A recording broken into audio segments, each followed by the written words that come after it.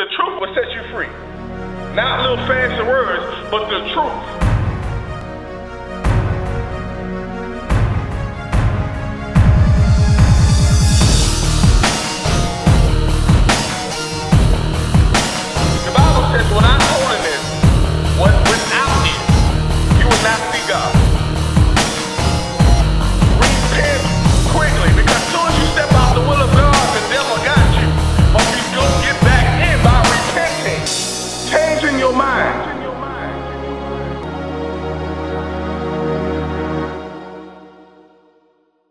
I must maintain my change. The crazy thing is, a lot of times we have these revivals in churches or in ministries, and we get a change, but we don't do anything to maintain our change. God comes in and delivers us from all kinds of bondage, all kinds of hell that we've been going through. He stops us from cussing. We get delivered from addictions to pornography, from smoking, from drinking, from lying, from cheating, from stealing, and we leave changed, but we do nothing to maintain that change.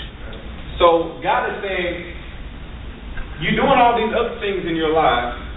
You're studying for your tests. You're applying for jobs. You're working hard at your job.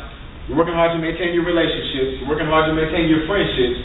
You're working hard to have the best meal on the table, to get the best grades in school. You're working hard to practice your instruments, to work hard in the marching band. You're doing all these other things, but God's house is still lying in ruins. Now, what does that mean? That means internally, your spirit man is dying. God said, you're taking care of your outside house. You look good. You got Gucci. You got Prada on. You got all the bling bling in the world. Your car looks nice. Your house looks nice. But the temple is unclean. And God is saying, when are my people, when are the people of God, when is this generation going to stand up and start building the spiritual house like they're supposed to? When are we going to go through a revival and become changed and remain changed? When are we going to go through a revival and come back changed and help somebody else get changed? But the funny thing is, Christians, we're not consistent in what we do. We skip class sometimes.